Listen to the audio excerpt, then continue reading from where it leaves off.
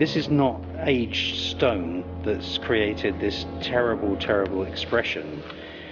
This is exactly as it was carved, and the lines coming from behind the head, they show that there is some aura or ectoplasm coming from this head. And basically what it is that these are the horrific serial killers of the spirit world. And this is what the Roman emperors worshipped. They worshipped these horrific, nasty, devilish type characters that had no compassion, no empathy, and they worshipped these characters to give them strength. They gave them offerings of food, offerings of wine.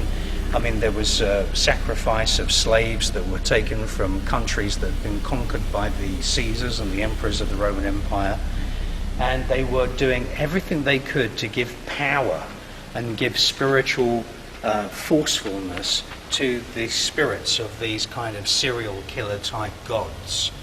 And they have these horrific faces, terrible faces, but they have the bodies of young children.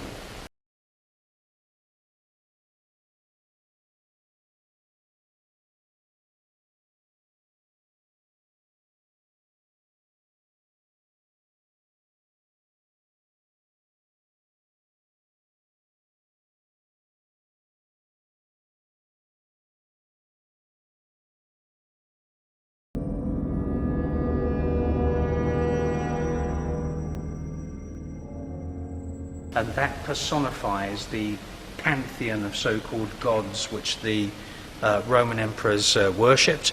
And they also worshipped the planets as well. The known planets at that time were moving through the sky, and they were also worshipped as well. Zeus was the word for Jupiter from the Mediterranean world. So, this is a really important repository of stones, because you've got lots of astronomical symbols here. You've got universes, galaxies, you've got stars all represented here, and you've also got these horrible serial killer type demon characters all carved into stone. These were all altar stones, or they were all gravestones. And when a Roman emperor or a Roman member of the Senate died, they would have one of these nasty, evil kind of serial killer type spirits carved into their gravestone.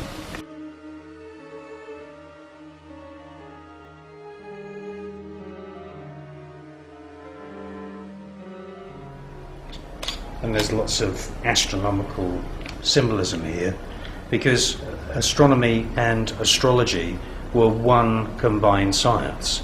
And the reason why astronomy was important is because the planets were thought to be fueled by a living entity, a living spiritual life force.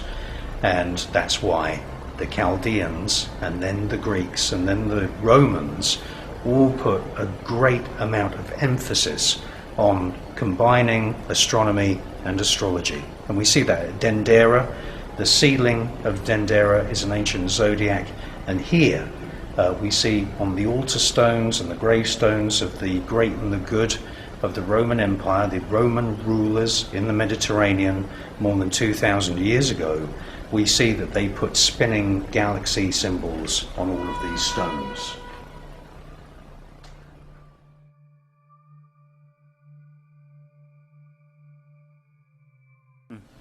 And there's a lot of them. Here's a typical one, where you've got the body of a young child, but with the face of somebody who's in their 50s or their 60s. And this is very, very typical of the types of gods that existed, before we had, Christianity.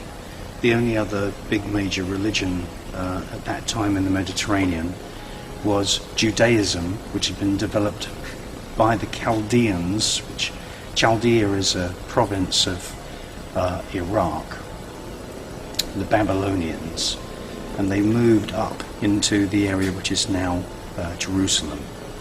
And really basically what we're looking at here are demons. The Jewish people call these kilopoth, and kilopoth means that they are the husks or the shells of mistakes made by the creative force. So God created these as a mistake, and the Roman Empire, emperors worshipped them, and so did all of the Kabbalists, all of the people that were following the Solomonic system of magic from King Solomon. The clavicule of Solomon, the Goetia, actually teaches you communication systems so that you can actually have seances and magical rituals and actually speak with the kilopoth. And why are they being worshipped? They're being worshipped because they're the mischievous, naughty elements of creation. And all of the black magic being taught in the world of the Chaldeans, which became Judaism, is actually fostering a cancer, a spiritual cancer, so that, if you want to simplify things, creation is good, the universe is good, the reproductive life force of Mother Nature is good. And what these people were doing is that they were worshipping and bringing forth and giving sustenance to the horrid kilopoth, who have been fostered to a degree where they've formed a kind of spiritual cancer. And that's really essentially what these demons represent. Now, they don't hold the same form all the time. They have certain forms where they appear in the mind's eye of the magician as weird things like a head of a toad, a head of a man, and a head of a crab, legs of a spider, legs of a man, all joined together. That's like a calling card, so that you know, I've now summoned, say for example, Lord Baal. And at the magician's command, they will take human form, but it's a twisted human form. It's a distorted human form. It's a parody of what the life force and what Mother Nature does. And that's what they worshipped. And then in terms of real genealogies, Romulus and Remus, or the wild child kind of legend, the wild children left in the forest and brought up by jackals, and they just learned, the law of the jungle, if you like. That is what the Roman emperors said that they came from. Their genealogy is all linked to these wild children that are brought up in jungles and forests by animals, because they'd survived and they'd overcome adversity, they'd managed to protect themselves, they'd managed to drink the milk of wild animals, they'd managed to act like animals and get accepted by wild animals which other humans would be attacked by. And that, for the Roman emperors, was a sign of strength. And so therefore they wrote those wild children into the genealogies of their families. Whether it's true or not, I don't know. I doubt very much whether it is true, to be honest. I think it's probably all a lie, and they know it's a lie, but that's what they used to do. After that, then what happened is that the Saxe-Gotha clans and the Saxe-Altenburg clans started to say that they were descended from King Solomon, who is one of the most notorious magicians of the Judaic system, and he wrote many books telling you how to communicate with the kilopoth. And in the official genealogy books in London, you can see that the royal family of Britain, the Buckingham Palace, claim that they are descended from King Solomon. So these tombstones are a very important archaeological discovery.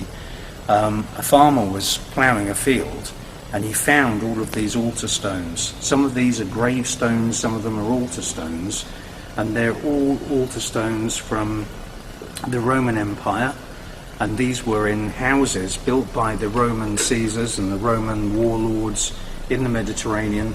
They gathered them all together and buried them into the ground in one field, as if they were embarrassed about these horrible demons that the Roman Caesars were worshipping.